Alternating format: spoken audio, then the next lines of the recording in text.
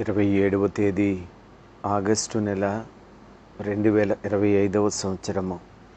ఈ ఉదయకాల ధ్యానము కొరకై పరిశుద్ధ గ్రంథములో నుండి రాసుల మొదటి గ్రంథము 2వ అధ్యాయము 9వ వచనాన్ని చదువుకుందాము. వారు దాటిపోయిన తరువాత ఏలియా ఎలీషాను చూచి, నేను నీ యొద్ద నుండి తీయబడకమునుపు నీ కొరకు నేనేమి చేయకూడదువో దానిని అడుగుమని చెప్పగా, ఎలీషా, నీకు కలిగిన ఆత్మలో 2 పాళ్ళు నా మీదికి వచ్చినట్లు దయచేయమని అడిగాను. దేవునికి స్తోత్రములు. ప్రభునందు ప్రియమైన వారలారా, యేసుక్రీస్తు వారి అతి ఉన్నతమైన నామములో మీ అందరికీ కూడా శుభములు తెలియచేస్తూ ఉన్నాను. మన తండ్రి అయిన దేవుని నుండి, ప్రభు అయిన యేసుక్రీస్తు నుండి కృపయు సమాధానమును మీకు కలుగునుగాక. ఆమెన్. ఇక్కడ ఏలియా భక్తుని యొక్క ముగింపు సమయంలో ఎలీషా ప్రవక్తకు దేవుడు అనుగ్రహించిన ఒక గొప్ప అవకాశాన్ని గురించి మనం చదువుతూ ఉన్నాము. ఏలియా భక్తుని యొక్క పరిచర్య ఎంత ఘనమైనదో ముగింపు కూడా అంత ఘనంగానే మనకు కనిపిస్తూ ఉంది.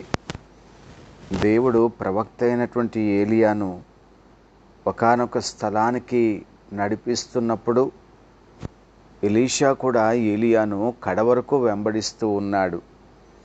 ప్రభు నన్ను గిల్గాలుకు రమ్మన్నారు అని చెప్పగా ఎలీషా గిల్గాలుకు కూడా వెంబడించాడు.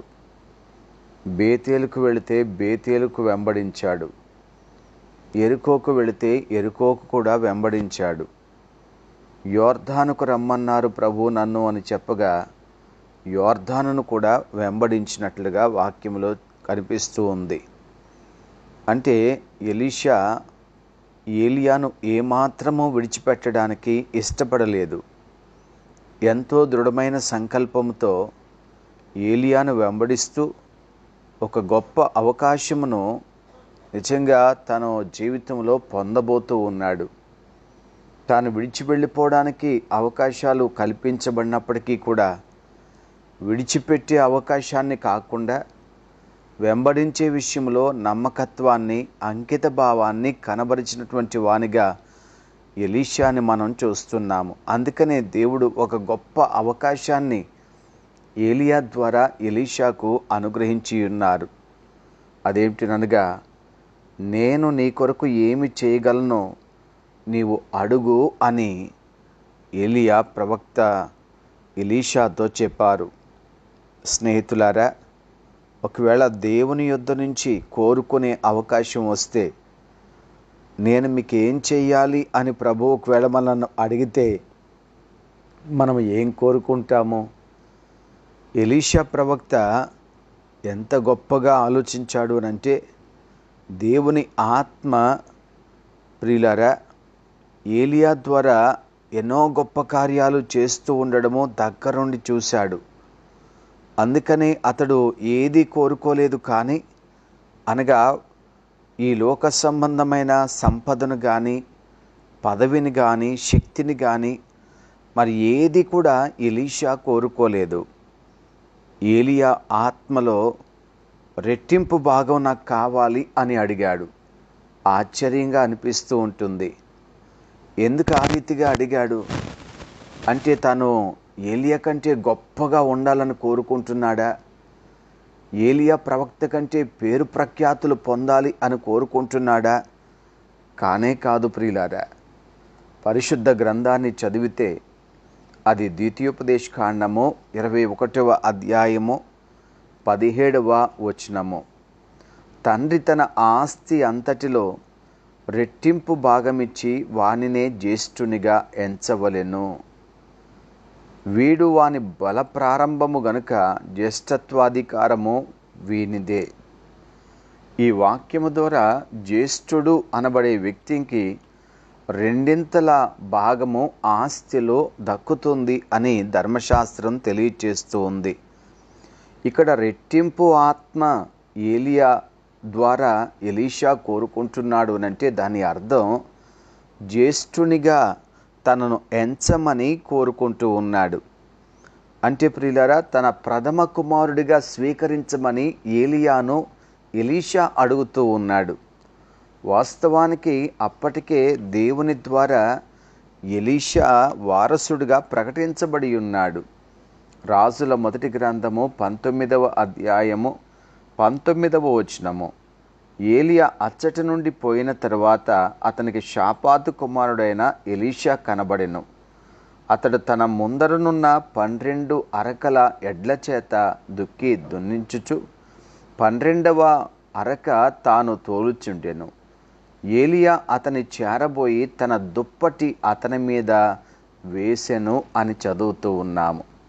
అంటే స్నేహితులారా, దేవుని మాట ప్రకారంగా ఏలియా తర్వాత వారసునిగా దేవుడు ఎలీషాను ఏర్పాటు చేసుకొని దానిని నియమించే కార్యక్రమాన్ని కూడా ముగించేశారు. అయితే ఎలీషా ఏం కోరుకుంటున్నారు అనంటే, నేను జ్యేష్ఠునిగా అనగా ఏలియా విడిచిపెట్టిన ఆ పరిచర్యను తాను కొనసాగించాలి అనేది తన యొక్క ఆలోచన. ప్రియ దేవుని బిడ్డలారా, ఇదివరకే పొందిన పిలుపును నెరవేర్చుటకు ఆత్మీయ శక్తి కొరకు అతడు చేస్తున్న అభ్యర్థనగా ఇది కనిపిస్తూ ఉంది. ఏ పిలుపైతే దేవుడు తనకు అనుగ్రహించారో ఆ పిలుపును కొనసాగించడానికి కావలసిన శక్తి తనకు అవసరమని గ్రహించి అట్టి శక్తిని మాత్రమే అడుగుతున్నాడు తప్ప మరి దేనిని కూడా కానే కాదు. ఇది ఎలా ఉంది అంటే, ఆనాడు ప్రియులారా, సొలొమోను ప్రార్థన చేస్తూ ఉన్నప్పుడు దేవుడు చెప్పారు, నీకేం కావాలో కోరుకో అని. అప్పుడు సొలొమోను తనకు బుద్ధి దయచేయమని అడిగాడు. ఎందుకనంటే ఆ ప్రజలను పరిపాలించడానికి కావలసినది అదే కనుక తన పరిపాలనకు ఏది అవసరమో దానినే కోరుకున్నప్పుడు దేవుడు చాలా సంతోషించారు. ఇక్కడ కూడా ఎలీషా తను పొందవలసినటువంటి పరిచర్యను, తాను నిర్వర్తించవలసినటువంటి పరిచర్యను తను చక్కగా నిర్వర్తించడానికి కావలసిన శక్తి కొరకు ఏలియాను అడుగుతూ ఉన్నాడు. కాబట్టి స్నేహితులారా, ఏది అవసరమో దానిని దేవుని యొద్ద అడగవలసిన వారమై ఉన్నాం. అనవసరమైనవి, వ్యర్థమైనవి, అల్పమైనవి, అశాశ్వతమైనవి, ఎందుకు కొరగానటువంటి వాటిని మనము అడిగి ప్రభుని విసిగించకూడదు ప్రియులారా.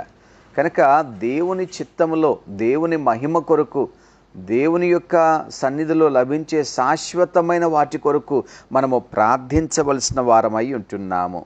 ఇక్కడ ఒక మంచి మాట చదువుతున్నాము, నీకు కలిగిన ఆత్మ అని ప్రస్తావించబడింది. అంటే ఏలియా ఆత్మలో రెట్టింపు భాగాన్ని కోరుకోవడం ద్వారా ఏలియా ఆత్మలో ఉన్నటువంటి శ్రేష్టతను దగ్గరే ఉండి ఎలీషా గమనించడం ప్రారంభిస్తూ వచ్చాడు. ఏలియా ఆత్మ దేవుణ్ణి సేవించిన ఆత్మ, దేవుణ్ణి మాత్రమే కోరుకున్నటువంటి ఆత్మ, అన్ని పరిస్థితులలోనూ కూడా దేవుణ్ణి వెంబడించినటువంటి ఆత్మ. అందుకని ప్రియులారా, ఏలియా ఆత్మను గురించి పరిశుద్ధ గ్రంథములో మనం చూస్తే కొన్ని ఆలోచనలు కనిపిస్తూ ఉన్నాయి. అది రాజుల మొదటి గ్రంథము 19వ అధ్యాయము. ఈ అధ్యాయంలోనికి వచ్చేసరికి ఆ ముందటి అధ్యాయములో కర్మెలు పర్వతం పైన ఏలియా ప్రవక్త ప్రార్థించగా ఆకాశము నుండి అగ్ని దిగి వచ్చింది. ఆ తర్వాత ఆయన ప్రార్థించగా 3.5 సంవత్సరాలుగా మూయబడిన ఆకాశము తెరవబడి అద్భుతంగా ప్రియులారా వర్షం కురిపించబడినట్లుగా కూడా మనం చూస్తూ ఉన్నాము. అంటే ఇంత గొప్ప కార్యములు ఏలియా ద్వారా జరుగుతూ వచ్చాయి. ఆయన ప్రార్థనా శక్తి మనకు కనబరచబడుతూ ఉంది. దేశమంతా కూడా ఏలియా ఘనకార్యాన్ని చూసి ఆశ్చర్యచకితులైపోయి ఉంటారు. కానీ ఏలియా ఎంత వినయము కలిగినటువంటి ఆత్మను కలిగి ఉన్నాడో 19వ అధ్యాయంలో మనం చదివితే కనిపిస్తుంది. అతడు అరణ్యములోనికి వెళ్ళి బదరీ వృక్షము క్రింద కూర్చుండి ప్రార్థన చేస్తూ ఉన్నాడు. అనగా అతిశయం అనేది లేదు, అహంకారం అనేది లేదు. నా వలన ఈ కార్యాలు జరిగాయి, నా వలన ఈ గొప్ప కార్యాలు చేయబడ్డాయి అనేటువంటి ఒక అహంకారపూరిత ఆలోచనలు ఏలియాలో మచ్చుకైనా కనిపించవు ప్రియులారా. కనుక ఏలియా ఆత్మలో ఉన్న గొప్పతనం ఏమిటంటే వినయపూర్వకమైనటువంటి స్థితిని చూస్తూ ఉంటాము. అలాగే మనం చూస్తే ఈ రాజుల మొదటి గ్రంథము 18వ అధ్యాయము 21వ వచనంలో మరొక మాట కనిపిస్తూ ఉంటుంది. ఆనాడు ప్రజలను సవాలు చేస్తూ ఏలియా అన్నారు, ఎన్నాళ్ల మట్టుకు మీరు రెండు తలంపుల మధ్యన తడబడుదురు? యెహోవా దేవుడైతే ఆయనను సేవించుడి, బయలు దేవుడైతే దాన్ని అనుసరించుడి అని ప్రకటన చేశాడు. అంటే ప్రజలందరూ కూడా రాజీ పడిపోయి జీవిస్తూ ఉన్నారు. దేవునిలో స్థిరంగా నిలిచిన వారు కానే కాదు, భక్తిలో బలంగా జీవిస్తున్న వారు కానే కాదు, జారిపోతున్నటువంటి స్థితి, నులివెచ్చని స్థితిలోనికి వెళ్ళిపోయారు. కానీ ఏలియా రాజీ పడకుండా దేవుని కొరకు జీవించాడు, రోషము కలిగి దేవుని కొరకు జీవించాడు. ఏలియా ఆత్మలో ఉన్న రెండవ అనుభవం ఏంటంటే రాజీ పడని ఆత్మ ఏలియా ఆత్మ. పరిస్థితులు ఎంత సంకటంగా ఉన్నప్పటికీ కూడా, కష్టంగా అనిపిస్తున్నప్పటికీ కూడా దేవునితో తనకున్న సంబంధాన్ని విడిచిపెట్టే విషయంలో కానీ, తన విశ్వాసాన్ని కొనసాగించే విషయంలో కానీ వెనకడుగు వేయకుండా, రాజీ పడకుండా ఖచ్చితంగా ఎంతో స్థిరంగా జీవించే జీవితము ఏలియా జీవితంలో కనిపిస్తుంది. ప్రియ దేవుని బిడ్డలారా, అంత మాత్రమే కాదు, రాజుల 2వ గ్రంథము 2వ అధ్యాయము 10వ వచనములో ఆయన అనగా ఏలియా అంటారు, నీవు అడిగినది కష్టతరముగా ఉన్నది, అయితే నీ యొద్ద నుండి తీయబడినప్పుడు నేను నీకు కనబడిన ఎడల ఆ ప్రకారము నీకు లభించును.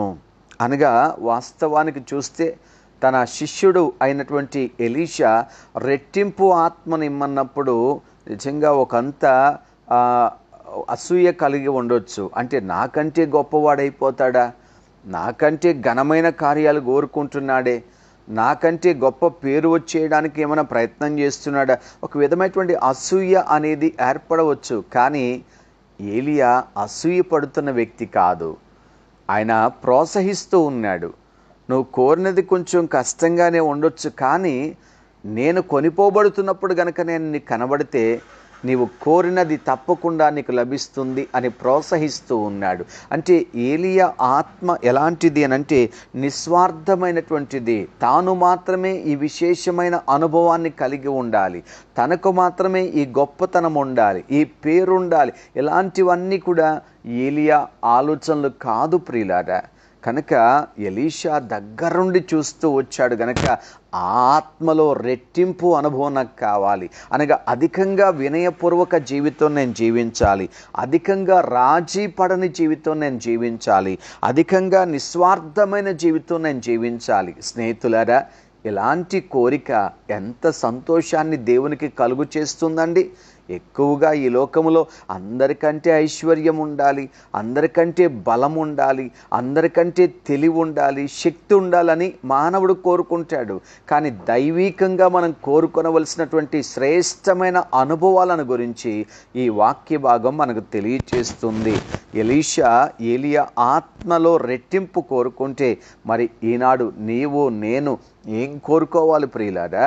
ఫిలిప్పీలకు రాసిన పత్రిక 2వ అధ్యాయంలో చూస్తే క్రీస్తు యేసునకు కలిగిన ఈ మనస్సు మీరు కూడా కలిగి ఉండండి అని చదువుతూ ఉన్నాము. అవునండి, మనము కలిగి ఉండవలసినది క్రీస్తు ఆత్మను, దేవుని ఆత్మను కలిగి ఉండాలి.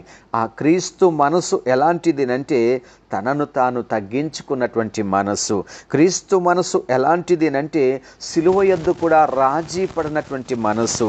యేసుక్రీస్తు ప్రభువారి మనసు ఎలాంటిది అనంటే ఆయన నా యందు విశ్వాసం ఉంచితే నాకంటే గొప్ప కార్యాలు మీరు చేస్తారు అని ప్రోత్సహిస్తున్నటువంటి మనస్సు. కనుక దేవుని బిడ్డలారా, ఏలియా ఆత్మను గమనించి రెట్టింపు ఆశీర్వాదముతో నింపబడాలని కోరుకుంటే ఈనాడు క్రీస్తు ప్రభువారిని సేవిస్తున్న మనమందరము కూడా ఆ క్రీస్తు యేసు మనస్సును అలవర్చుకోవడానికి, అలంకరించుకోవడానికి, ధరించుకోవడానికి ఎంతగా మనం ప్రయత్నం చేయాలి. అధికమైనటువంటి స్వార్థము లేని జీవితం, అధికముగా ప్రియులారా రాజీ పడకుండా ప్రభువులో స్థిరంగా నేను ఒకటి చేయుచున్నాను అని చెప్పి ముందున్న వాటి కొరకు కొరకు వేగిరపడుతున్నాను అన్నంతగా, బ్రతుకుట క్రీస్తే చావైతే మేలు అన్నంతగా ప్రియులారా, నేను నిన్ను విడిచిపెట్టను ప్రభువా అన్నంతగా మనం జీవించవలసిన వారంగా ఉంటున్నాం కదా. ఎంతగానో ప్రియ స్నేహితులారా, నిస్వార్థమైన జీవితం అండి. యేసుక్రీస్తు ప్రభువారు మనలను ధనవంతులుగా చేయడానికి ఆయన దరిద్రుడిగా మారిపోయాడు. కల్వరి సిలువలో తన సమస్తాన్ని కూడా మన కొరకు ధారబోసి ఉన్నారు ప్రియులారా. అందుకని యేసయ్య చెప్పారు, మీరు నన్ను పోలి నడవడానికి నేను మీ కొరకు నా అడుగుజాడలను విడిచిపెట్టాను అని అన్నారు. కనుక మనము క్రీస్తును పోలి జీవించవలసిన వారంగా ఉంటున్నాము. క్రీస్తు ప్రభువారిని వెంబడించవలసిన వారంగా ఉంటున్నాం ప్రియులారా. ఏలియా నిజంగా నేరుగా దేవునితో సంబంధాన్ని కలిగి ఉన్నాడు. దేవుడు ఆయన ద్వారా గొప్ప కార్యాలు చేయడం ప్రారంభించాడు. ఎందుకనంటే ఆయన ఆత్మ దేవుని ఆత్మ, దేవుణ్ణి కలిగినటువంటి ఆత్మ, దేవుని కొరకు జీవించినటువంటి ఆత్మ, దేవుని కొరకు కార్యాలు చేసినటువంటి ఆత్మ. కనుక ప్రియ దేవుని బిడ్డలారా, శ్రేష్టమైన వాటిని, శాశ్వతమైన వాటిని కోరుకుందాం. క్రీస్తు ప్రభుల వారిని అనుసరించి మన జీవితాన్ని కొనసాగించుదాం. అలాంటి ధన్యకరమైన జీవితం ప్రభు మనందరికీ దయచేయునుగాక. ఆమెన్. పరిశుద్ధుడైన మా తండ్రి, ప్రేమ స్వరూపుడా, మీకు వందనాలు చెల్లిస్తున్నాము నాయన. ఈ ఉదయకాలం ప్రభువా మీ సన్నిధిలో చేరిన మమ్మల్ని జ్ఞాపకం చేసుకొని మాతో మాట్లాడినందుకు మీకు స్తోత్రాలు నాయన. ఏలియాను గమనిస్తూ వచ్చినటువంటి ఎలీషా ఆ ఆత్మలో రెట్టింపు భాగం తనకు కావాలని కోరుకున్నాడు. ఈ లోకంలో ఏది కూడా ఆయనకు జ్ఞాపకం రాలేదు, గొప్పవిగా అనిపించలేదు ప్రభువా. ఆ శ్రేష్టమైన భాగమే తనకు గొప్పదని భావించాడు. ఆయన మీలాంటి ఆ మనస్సు మేము కలిగి ఉండడం కంటే ఈ లోకంలో మా జీవితంలో గొప్పదేది కూడా లేదని మేము కూడా గ్రహించడానికి సహాయం చేయండి. వాక్యాన్ని మీ బిడ్డలందరినీ దీవించండి ఆయన. వాక్యాన్ని అర్థం చేసుకొని వాక్యాన్ని బట్టి మా ప్రభువా మేము నడుచుకోవడానికి మాకు నేర్పించండి. ఇదిగో తండ్రి, ప్రతి కుటుంబాన్ని ఆశీర్వదించండి దేవా. ఎవరైతే అనారోగ్యముల చేత, ఆయా సమస్యల చేత ప్రభువా నలిగి కృంగిపోతూ ఉన్నారో వారిని మీరు బలపరచండి, బాగు చేయండి నాయన. వారికి మేలు చేయండి ప్రభా. కుటుంబాల్లో సమాధానం దయచేయండి. మీ సన్నిధి వారికి తోడుగా ఉంచండి ప్రభా. ఏ కొదువ లేకుండా గొప్ప సంతోషంతో వర్ణింపమని వేడుకుంటున్నాను. దైవజనులను కూడా దీవించండి తండ్రి. పరిచర్యలో మీ ఆశీర్వాదం దయచేయండి. బలంగా మీరు వాడుకోండి. అనేక ఆత్మలను మీ ఎదుగు చేర్చడానికి మా ప్రభు సాధనాలుగా మీరు వాడుకోండి. వారి కుటుంబాలను దీవించండి నాయన. మహిమ మీకు చెల్లిస్తూ యేసు నామమున ప్రార్థిస్తున్నాము తండ్రి. ఆమెన్. తండ్రి, కుమారుడు, పరిశుద్ధాత్మతుడి ఏకదేవుని సన్నిధి సదాకాలం మీకు తోడై ఉండునుగాక. ఆమెన్.